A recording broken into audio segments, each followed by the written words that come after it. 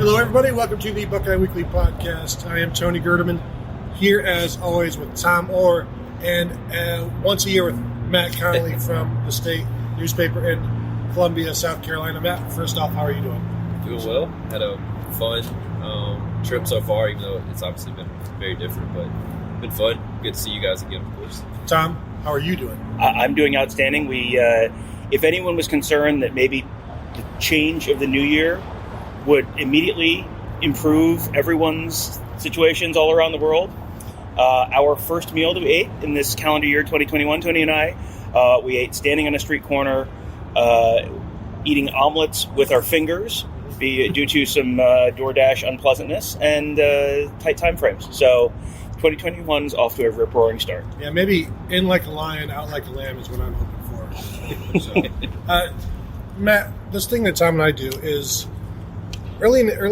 in the week, you're thinking we both pick Clemson to win. And then as the game gets closer, because we know the Buckeyes well, we know their potential, we start thinking, you know what, maybe the Buckeyes can get this done. And obviously they can win it, but you start to feel like maybe the chances are better. Sure. Is it the opposite way with you with Clemson, knowing that all of the potential that Clemson has, that maybe you feel like it's going to be even more of a win for Clemson? That's a good question. I think I went into it thinking Clemson was going to win pretty easily coming into the week. And now I think it could be, like, I see a path for Ohio State to win. I see a path for it to be a closer game. I think just up front, I think Ohio State has the edge on both sides. Or at least, at best case for Clemson, it's a toss-up. So I do think Ohio State's front is going to give Clemson some issues. The offensive line hasn't been really good this year other than the Notre Dame game. And then on the other side, Clemson's defensive front has been pretty good, but it's also young. You're relying on freshmen. There are a lot of guys coming in and out. There's not necessarily a difference maker. So I like Clemson's matchups a lot at receiver. I think Clemson's defense has the edge in a lot of ways on the back end. Or I guess I should say with the front seven getting pressure and not letting Olave and Garrett Wilson get loose on the back end. So I don't know. I still think Clemson wins, but I do see a path, and I think maybe closer than I thought going into. Did you put a score? I think I did 42-30 Clemson. So yeah, that's kind of where I'm. Well, thanks a lot, Matt, for being on the show. I'm wondering about the receivers, because you got the fifth-year senior guy, and then you got the true freshman in there, EJ Williams. Yep. Are these guys? Because last year, Ohio State's fourth and fifth-year guys were okay. They weren't necessarily difference makers like Ben Victor and Austin Mack. They were just guys, right? Like outside of the guy in the slot. Are these guys good? Or are they just guys? I think the freshman is going to be really good, but where are they? So they're not like T. Higgins, Justin Ross, Mike Williams. Like, they're not 6'4", 6'5" guys that are blazing fast and going to go make crazy catches. But they're smaller guys who run good routes, have been around a lot, they know the system so well. They've played against so many defenses that they're smart players. They do a good job of running routes and getting open and reading coverages and that kind of stuff. So I think that's where, like I said, they're not like these crazy first-round talent draft picks, but they're just really good, solid, smart receivers. And then when you have a quarterback like Trevor Lawrence who's so accurate, but you only need a step or two, and he's going to make a play, or he's going to put the ball in a position where you can make a play. That's why they've had so much success. So, Cornell Powell and Amari Rodgers, both coming into this year, were guys that hadn't done a ton in their careers. They've been solid players, but had really been playing behind guys. Amari had started, but wasn't necessarily a difference maker. And then this year, they've really stepped up and been great. And EJ is a freshman who really hadn't done a whole lot all year. Like, he arrived, and Dabo was saying, this is a faster Justin Ross, which Dabo says a lot of things that you have to kind of take with a grain of salt. So we were kind of in wait-and-see mode with that. But, yeah, against Notre Dame, he made a ridiculous one-handed catch that was just insane. And then he had another catch and long run after the catch and kind of weaved through the defense and scored a touchdown. So he's a guy that they feel good about right now coming into this game. He's kind of their number 3 guy. Do you think they'd feel as good about him if they only had 6 games played at this point? No, I don't. No, I mean, like I said, he hadn't done much all year until the Notre Dame game. And he had flashed some. I think it was Pitt. He caught an early touchdown, and he's made some tough catches. But he hadn't had more than, I think, 60 yards before the Notre Dame game. And then that was kind of his breakout performance. And I guess it came in game 11 or game 10, game 11. So no, they probably wouldn't feel as good if they were 6 games in. Yeah, and that's, I guess, an interesting question is the Dabo is looking at it like Ohio State has this huge advantage because they've only put 6 games on film and they're fresher and they're less banged up. Right. And Ohio State's looking at it as, man, we would have liked to have played 4, 5, 6 more games. So you had those, you sort of knew what you had. I mean, we're coming into this covering the team. Normally during a normal year, it's like we come into this game and it's like, all right, we knew exactly what Ohio State has, where they're strong, where they're weak, where the vulnerabilities are, where there are guys who are maybe coming on. This year, we haven't seen the full Ohio State team basically since like week 1. Yeah. So I'm coming into this feeling like I don't know what they have and I don't know how much to expect them to have improved the last couple of weeks. So which side do you think has the advantage with the 11 games versus 6 game side? Yeah, who's better off? So that's the other thing is like it's been 6 games, but it's not even been the same team for 6 games or even close to it. Yeah. So like it's really, I don't know, it's really 1 or 2 games maybe where you've actually had most of your team. So I mean, yeah, I do think it's an advantage for Clemson that Ohio State's still trying to find itself, particularly defensively is where they seem to have had the most issues, and in the secondary in particular. So, yeah, I mean, I'm with you. I think it's a disadvantage for Ohio State. And I think Clemson certainly knows a lot more of what it has. I mean, Cornell Powell going into the Notre Dame game, the first Notre Dame game, really hadn't done anything even this year, and then he explodes and has 6 catches for 150 yards. So I think that's when they really started trusting him more, and that was about the middle of the season. So, yeah, I do think Ohio State, for them, it's an opportunity when you have a couple weeks to really improve and really try to make a big jump here at the end of the season as you're kind of getting some guys back too. So, yeah, it very well could be a different Ohio State team than we've seen so far this year.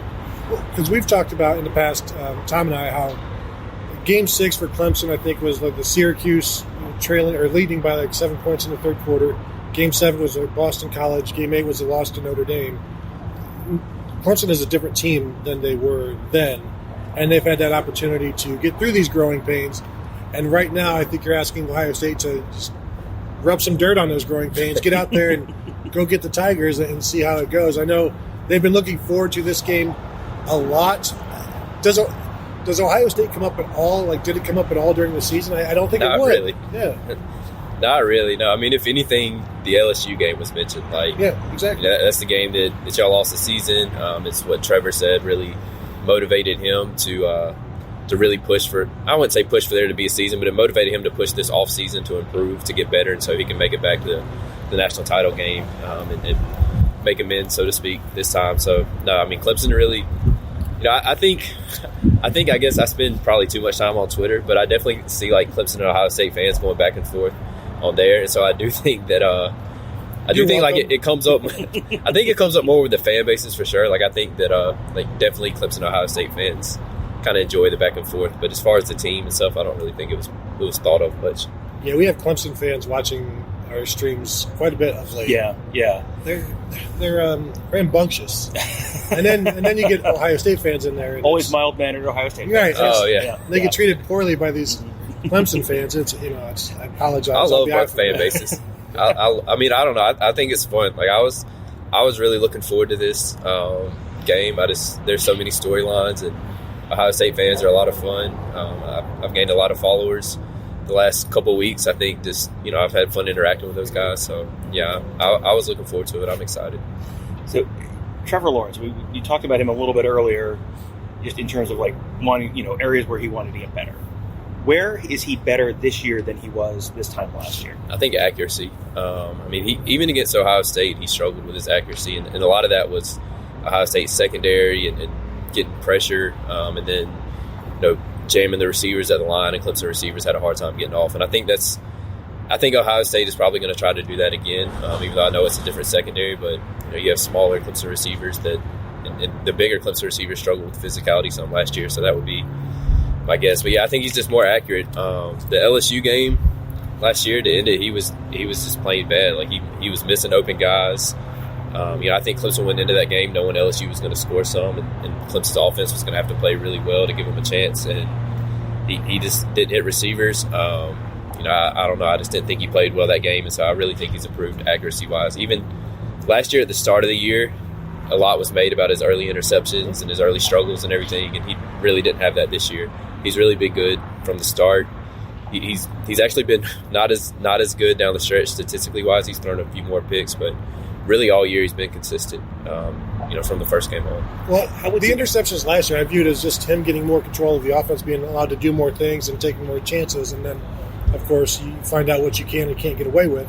Yeah. And then by the second half of the season, he was almost perfect in terms of the interceptions, and then this year you learn from that. And Justin Fields has kind of gone through that as well. You get a little bit more free reign, you make some bad decisions, and then you have to learn from those. But the Trevor Lawrence thing, I know Ohio State went in. They said they knew he could run. Mm-hmm. They've really learned it, and it was a lesson that they now believe that they know he can run. I'm still wondering how well they're going to defend that. He's starting to run more though, right? As the games in the more important games, like we've seen with Ohio State quarterbacks of the past, he's running a little bit more, and he's still just as good.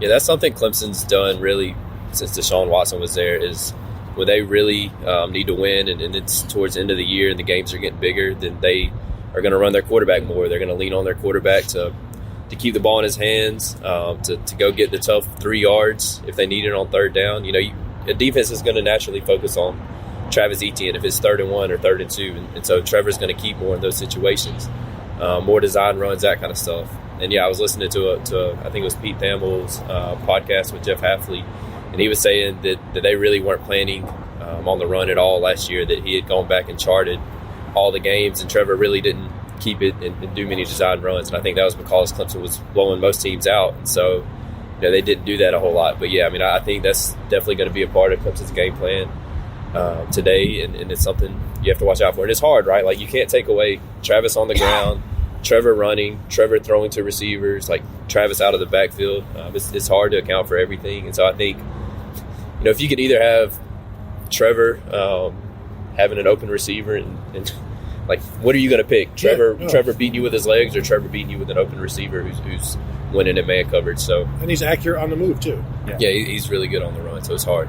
Yeah, and so having watched him for a few years now, what's the best way to defend him? I mean, you look at Justin Fields' numbers under pressure, and they're not great. So it's like maybe you blitz Justin Fields more than you might otherwise.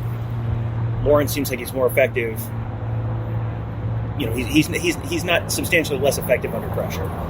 But it's like you can't really sit back and let him pick you apart, because he's accurate enough, and he's going to go through his progressions diligently enough. So how would you defend Trevor Lawrence? COVID. They tried that earlier this year. It worked for Notre Dame. You might not get fooled by that one again.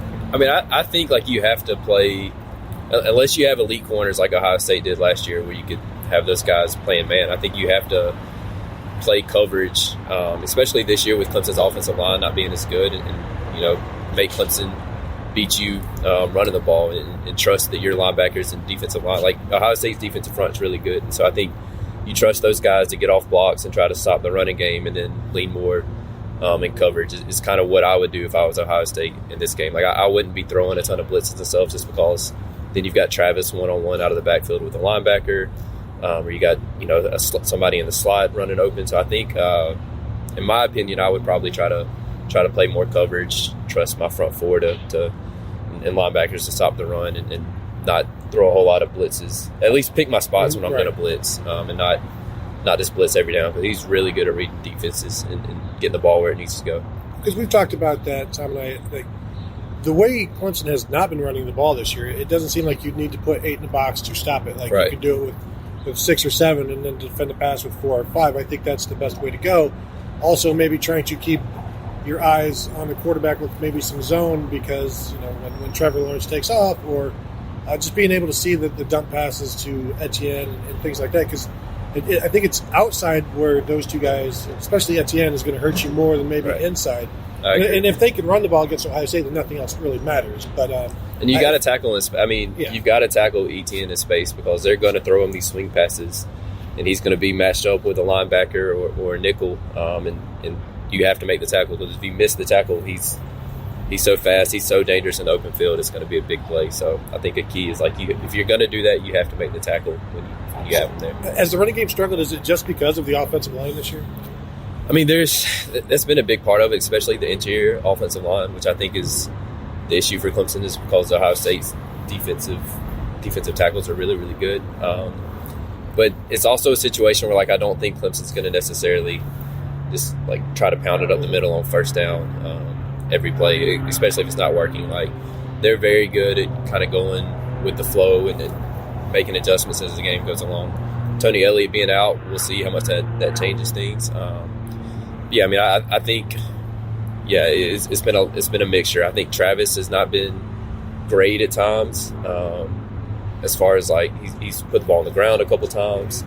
The Notre Dame game in particular, the first time, he had a really bad fumble in that game. So some of it's been him too, but the offensive line really just hasn't been opening up the holes the same way they did last year. And, you've got 4 new starters up front and guys that haven't played a lot, and there's really no depth behind them at all.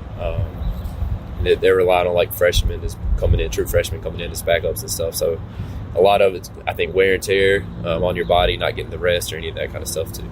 How much is the Tony Elliott thing going to really impact them today? I mean, he's their main play caller normally. Obviously, the game plan's in place. My thought is it doesn't necessarily impact them right off the bat.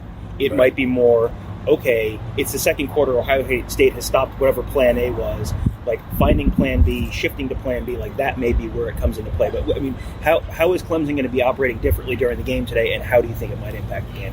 Yeah, I agree with you completely. I think it's all about the adjustments, the second half adjustments that you're going to make is where you're going to see that. And, Dabo, it's been interesting this week. Dabo is said that he and Tony normally collaborate a lot and do it together, which is not something that I don't think a lot of people thought or, like, aware of, because I think, at least I thought I was under the impression Tony's calling most of the plays. I know Dabo has the call sheet and he's talking a lot, so I don't know. It'll be interesting, and I'm interested to hear from Dabo after the game, like, how much different was it not having Tony, and how much different, I guess, does he kind of handle things? How much more involved is he than normal? Because Brandon Streeter's a guy that's been an offensive coordinator before at a smaller level at Liberty and Richmond, but he's been an offensive coordinator before.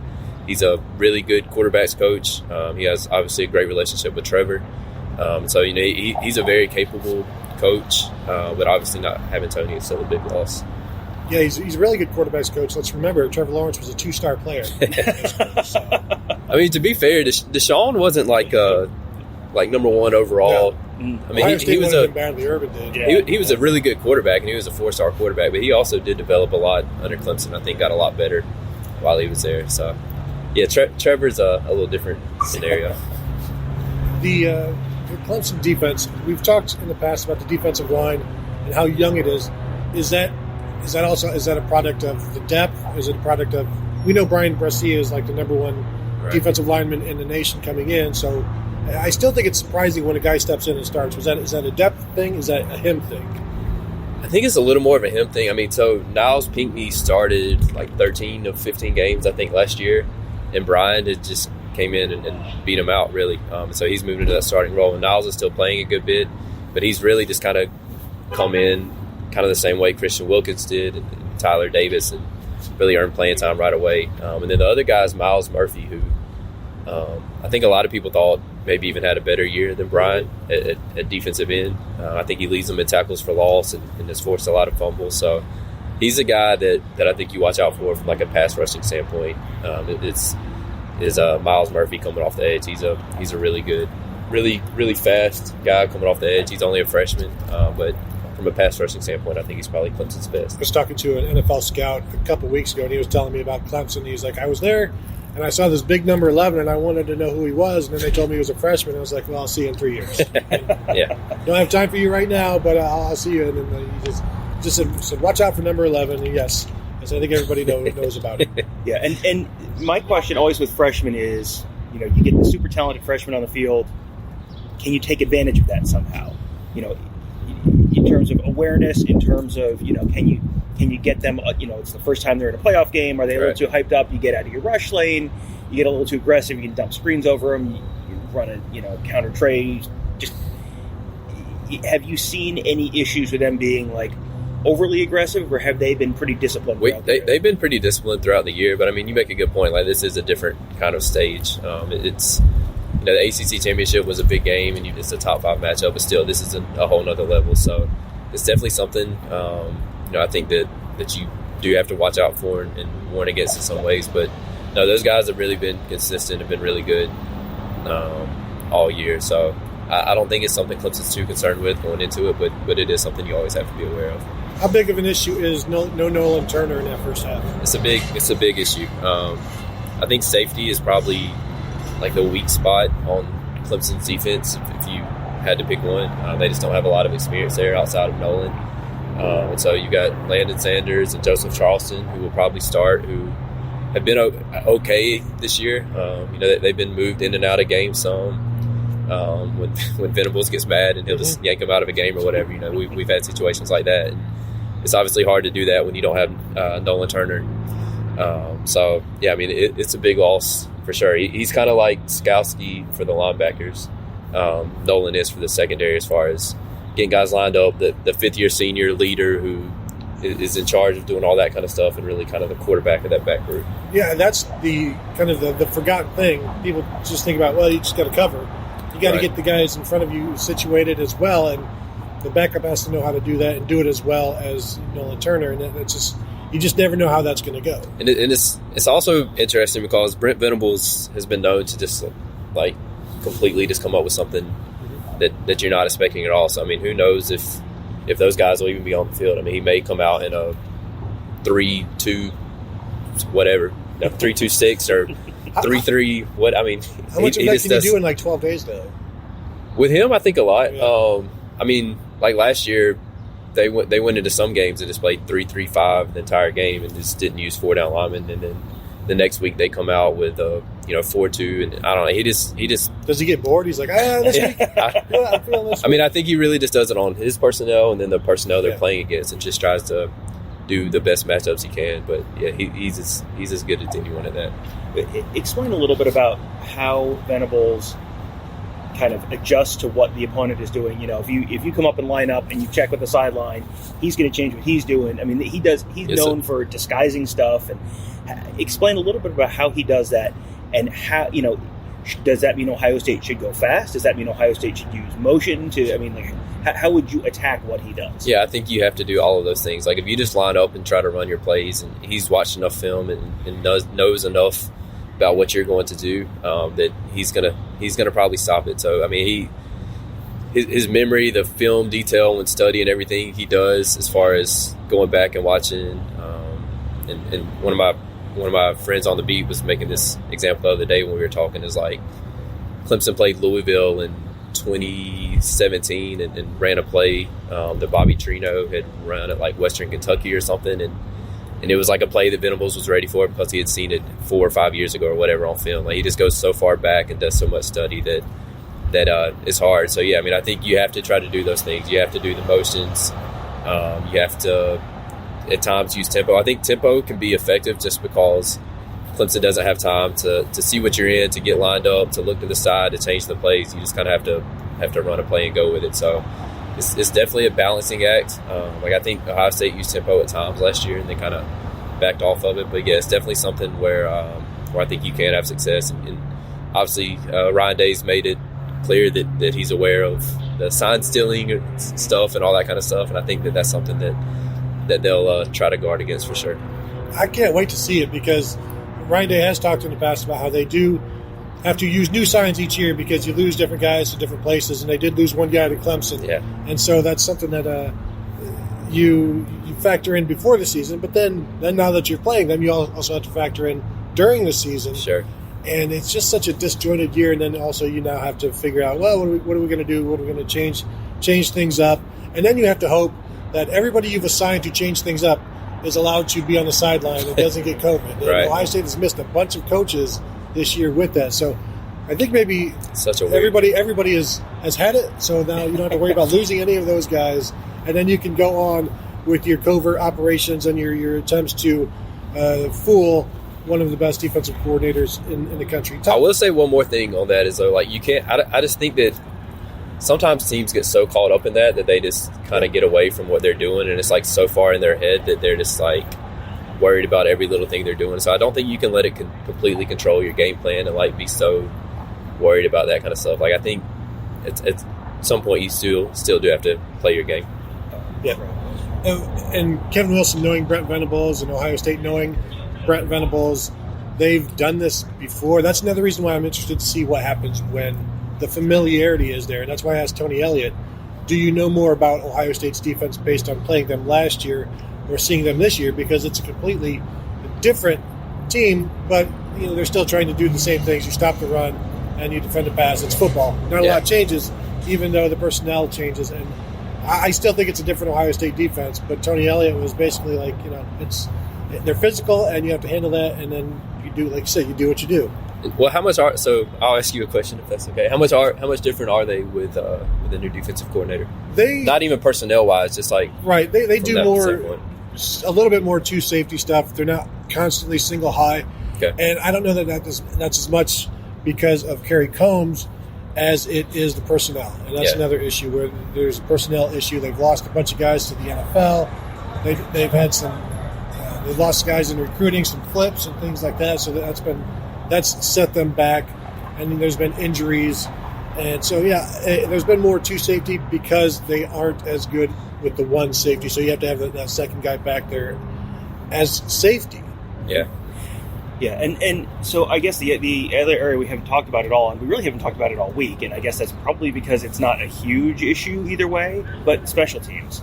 Is there anything on Clemson's special teams that has really stood out to you as like, this is particularly good or particularly a concern this year? Not really. I mean, the field goal kicking's been pretty good. The punter, Will Spires, is a guy that I think Clemson fans got frustrated with at times early on in his career, but he had like a 7-yard punt against Notre Dame. But outside of that, he's had a really good year. So not really. I mean, BT Potter, their kickoff guy and field goal kicker, has a really strong leg, and so not a whole lot of opportunities for returns there. So they've been okay at times at kick return. They haven't broke one for a touchdown, and kind of the same with punt return. They've just been solid there. Not great, but nothing that's really stand out about. Do they even attempt kick returns often? They do some. I mean, if it doesn't go through the end zone, they will some. Like if I can't remember what game it was, Boston College maybe. I think Dabo was looking for a spark and put Travis Etienne back at kick return, and so they'll do that some. Lynn Dixon, who's a sophomore running back, has been used some there as well. So, they'll do it some. Just seems like that's going out of the game. At least the games that we get to watch with Ohio State. It's definitely few and far between. But if the ball doesn't get to the end zone, they will some. Tom, did we lose all of our questions from the live feed? We did. Okay. Yeah. That's great. Yeah. Thank you. 2021. No, it's going great. Going great. Yeah. So I guess, what to you is the biggest advantage that Ohio State has? Is it the Ohio State defensive line against that Clemson offensive line? And if so, everyone probably remembers Jackson Carman from last year, but he's it. There's four new other guys up there. So, is that it, or is there somewhere else that you think? I think that's probably it. Like, I think if Ohio State wins the game, it's going to control the line of scrimmage, get some pressure on Trevor without having to blitz, and then slow down the running game and not let Travis Etienne get loose. So, if I had to pick an advantage for Ohio State, that would probably be it. I just think the back end for Ohio State, I just haven't seen enough this year to trust that group, even against a Clemson receiving corps that, like we said, doesn't have T or Justin or those guys. It's funny because we have seen enough not to trust the Ohio State secondary, but we haven't seen enough of the changes to know not to not trust that part, to not trust the new. And it'll be interesting to see how that shakes out, whether anything new is there. I think they have to do something, but I would expect more two safeties just because you don't need the single high was one of the reasons that Trevor Lawrence was able to run so well on those keepers. Right. And if you have that second safety in the picture, looking at that eliminates or slows some of that down. The Clemson defensive line against the Ohio State offensive line, I think Ohio State will be able to run the ball enough to get the win. I'm not saying that they're going to win. Obviously, I picked Clemson, but I don't think Clemson's going to shut them down on the ground. What are you expecting from the Clemson defensive line against the Ohio State running game? Yeah, I agree with that. I think Ohio State will have some success there. I mean, when you look at what they did against Northwestern, that was insane. And I think it has to catch your attention. Like, Northwestern's defense is pretty solid. I watched them against Purdue and got very, very frustrated. But I mean, like, Purdue has a pretty good offense.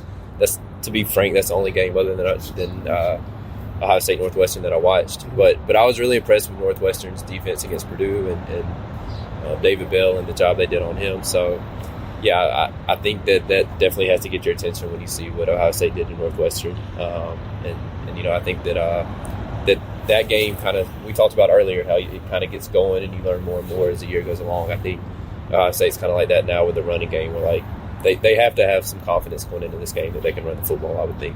Well, and last night we did an hour and a half and had a real interesting mix of Clemson fans and Ohio State fans in the chat, and there were, every time I said anything remotely negative about the Clemson defensive line, I had people immediately telling me, no, this is maybe the best defensive line in the country. My sense is Ohio State's offensive line is pretty darn good. They're not the best Ohio State offensive line I've ever seen in my life, right, but they're pretty good. My sense is that that's at least a push and maybe a little bit of an advantage for Ohio State. Is that where you see it? Yeah, I would agree with that. I mean, this Clemson defensive line, like I mentioned earlier, it has a lot of talent. You've got 2 5-star guys starting, in Brian Brzee and Miles Murphy. And Tyler Davis is he was a all-ACC guy who just hasn't been healthy this year. And so he's finally healthy now, and he's certainly a difference maker when he's good. So, I mean, I think it's a solid group, but it's not like Christian Wilkins and Cleveland Ferrell and Austin Bryan and those guys. I mean, it's a good group, but it's not like elite level. I think it will be when you have two guys that are starting as true freshmen the way that they are for a top 3 team in the country. I think it is a group that will be elite here in a year or two. But right now, I think it's a good group and not like a dominant force. So this is where I get confused, because we know games are won in the trenches. And we're all 3 saying Ohio State has the advantage on both sides in the trenches. None of us are picking the Buckeyes. Is it the rule that games are won in the trenches unless you have Trevor Lawrence and Ohio State safeties, or just Trevor Lawrence alone? Yeah. I think that, when you look at that matchup, like when you look at what Trevor has done and his accuracy, and then you look at the struggles that Ohio State have had, I just have a hard time seeing Ohio State being able to consistently stop Clemson's offense. And I trust Clemson's offense to get a couple more stops than I do Ohio State's defense. I trust Clemson's defense to get a couple more stops than Ohio State's defense. That's kind of how I'm looking at it. So, yeah, I mean, I think that even with Ohio State having the advantage on the lines, I still think Clemson's skill and outside gives them the edge. How does Clemson get those stops? How does Venables attack Justin Fields? Is he going to try? Does he bring a lot of pressure and try and get force him into bad decisions? Does he just try and disguise stuff? How does Venables attack? I think he'll do both. I think he'll try to disguise stuff some, and then I also think he'll bring blitzes and I think Justin Fields, when he struggled this year, he's held on to the ball too long, and that's something you can't do against Clemson because there are going to be blitzes coming from everywhere, and you've got to get id of the ball, or you're going to take a sack, or you're going to get stripped fumble, or that kind of stuff is going to happen. So, I mean, I think Justin Fields has to play his best game of the year for Ohio State to win, I think the game plan for Clemson is try to get after him, try to get in his face, and force him to hold on to the ball too long, and then Clemson has to tackle too, though. I mean, Ohio State has really good receivers as well. So, I don't know. I think Ohio State will score some. That's why I picked 42-30. I mean, I think they'll have some success and score some. I just don't think it'll be enough. Does Trevor Lawrence need to play his best game this year? Or will it just be a product of playing against Ohio State's secondary? I mean, I think he needs to play a really good game. He can't play like he did against LSU last year, where they're going to lose, and maybe even not like he did against Ohio State last year. So I think he needs to be really good. I don't know that he has to be like perfect, like his best. I think Justin Fields kind of has to be perfect for Ohio State to win. I think Trevor's margin of error is a little greater, but yeah, I mean, he definitely needs to play well. The red zone. What's Clemson like lately in the red zone? How effective have they been?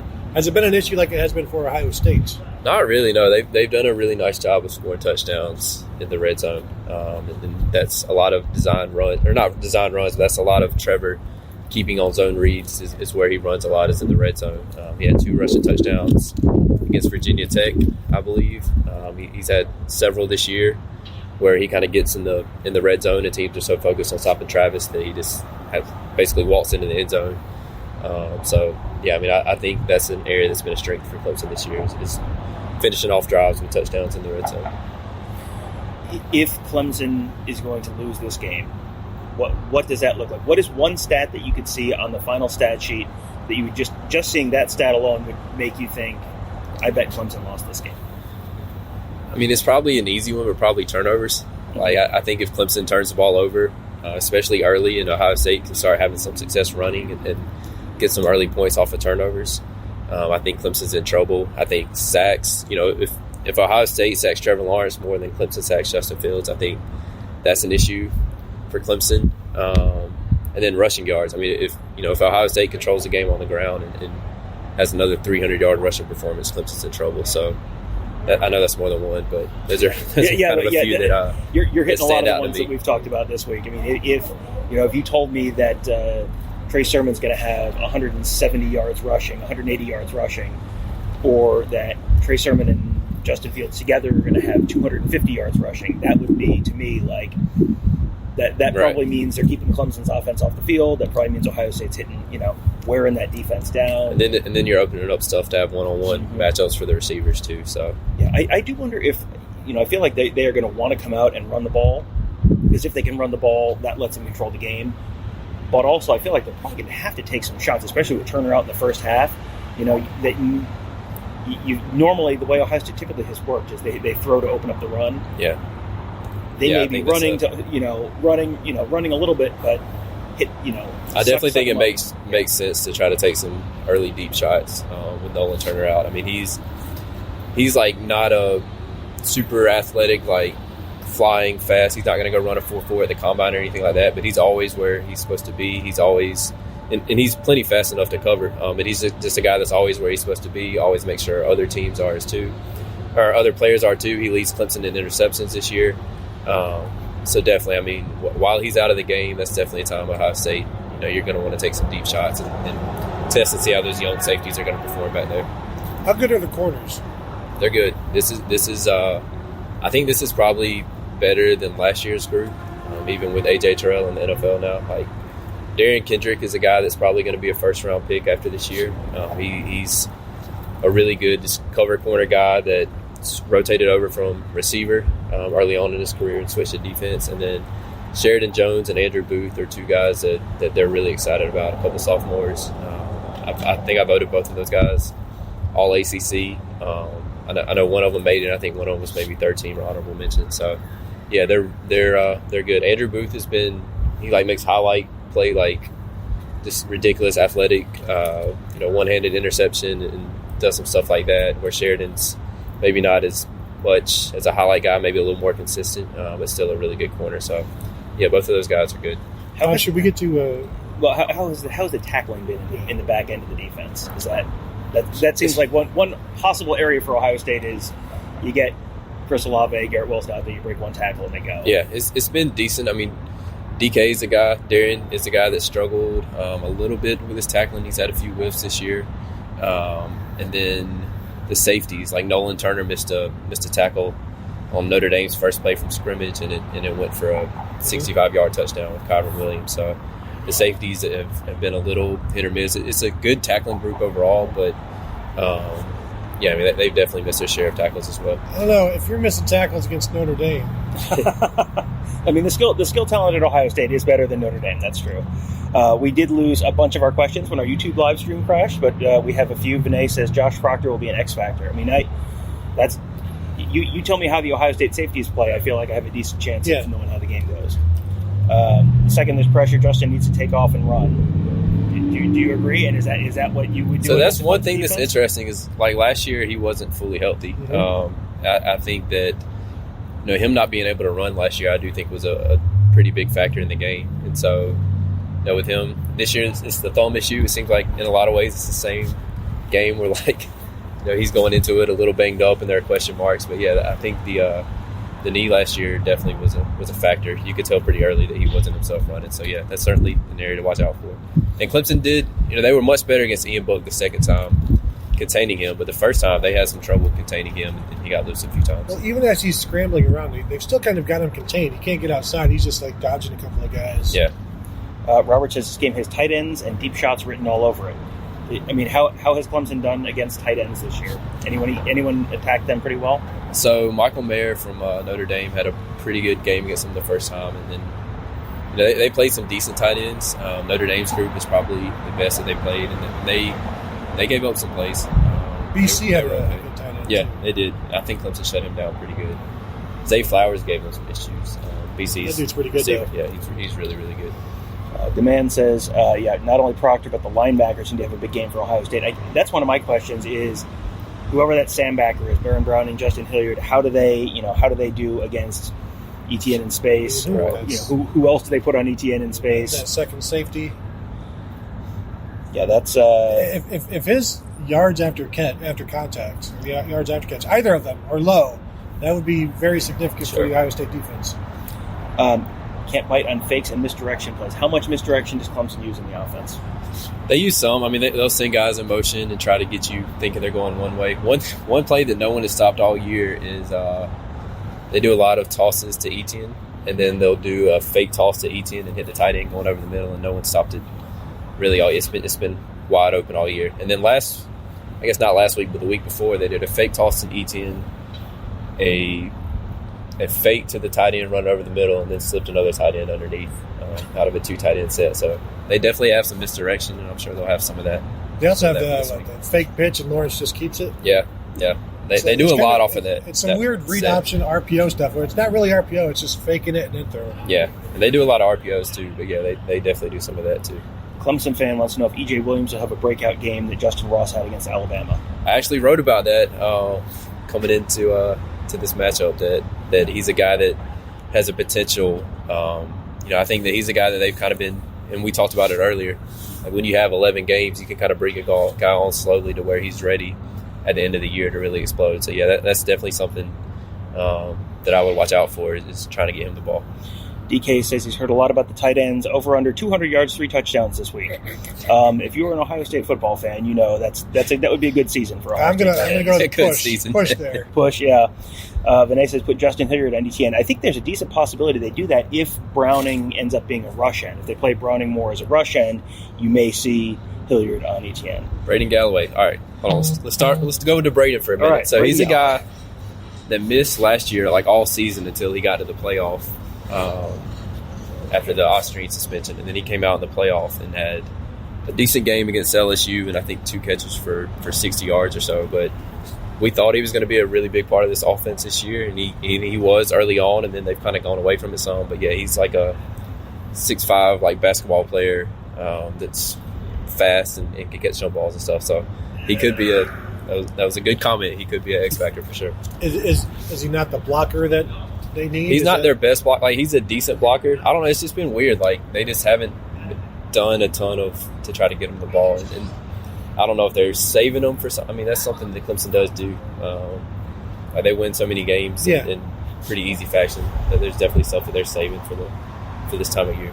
There was a question about Sean Wade maybe following Amari Rodgers around the field. I don't think that happens. I don't think they're going to move him in. I think he's going to keep him and Banks on the outside because I don't know who else they put on the outside. That's always the thing. I think it's going to be Marcus Williamson and probably playing some zone to keep that from being a one-on-one matchup in space. Need to hit Lawrence early and often and take deep shots early. I mean, probably. And will Teague cut into Sermon's carries if he's healthy? I mean, I think you're going to see a lot of Trey Sermon tonight. You're going to see a lot of Trey Sermon tonight. It just, even if Teague is healthy, Teague did not have a great game against Clemson last year because with as much slanting as Clemson does and stunts and all that, you need the guy who's not just a one-cut straight-ahead guy. You need the guy who's going to bounce it back. J.K. Dobbins had success with that last year. Teague is more of that kind of a back to me. Sermon is more of that kind of back to me. So, yeah, I think if you're going to see someone have 20 carries or 30 carries, it's going to be Sermon. Yeah, and if Teague does get carries, it's just to spell Sermon. Yeah, and again, we'll see. Clemson will start with a downfield shot. I mean, that wouldn't surprise me at all. No. I mean, I doubt they come out thinking, we're going to establish the run. Like it might as well take a shot, test that defense early, and if Yeah, I mean, Ryan Day has said, we feel like we made a lot of improvements in the back end, but we'll find out tonight. And so, yeah, I think Clemson will definitely take a shot early and see how they've improved. And they've been trying to establish these fixes for the better part of 6 weeks, and they can't get everybody healthy enough or COVID-free enough to implement them. Sure. And then it's like the first time you get to maybe try it out, you're only facing the best quarterback, best NFL draft prospect since Andrew Luck. Congratulations, guys. Yeah, I guess we'll see if it works. Yeah, hope that one swimming lesson went well. Here's the deep end of the pool. Yeah. And the thing is, it might be fixed, but you're facing Trevor Lawrence. Right. Even if it's fixed, it might still not look great. Yeah, Vedrania says, how would you advise Justin Fields to recognize counter the disguise blitzes from Clemson? I mean, I think a lot of it is just get the ball out of your hands quick. Get it out and avoid.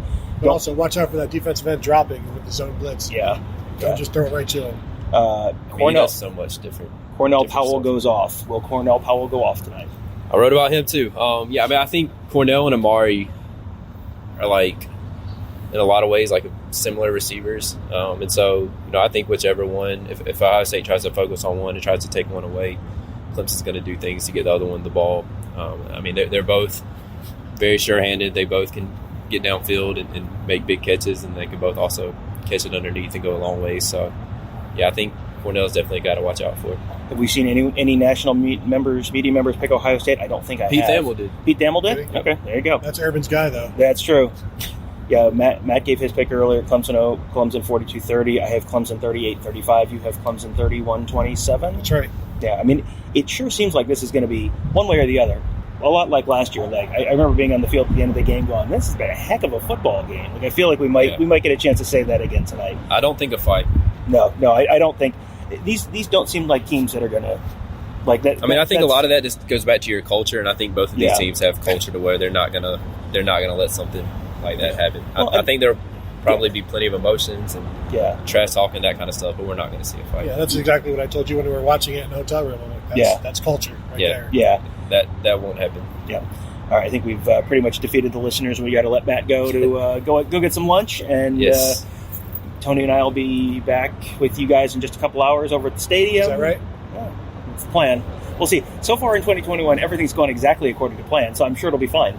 Yeah, I'm looking forward to all of the new surprises that we are not prepared for. So that will do it. Thank you all for listening. Thank you all for watching. And we will talk to you guys in a couple of hours. Thanks.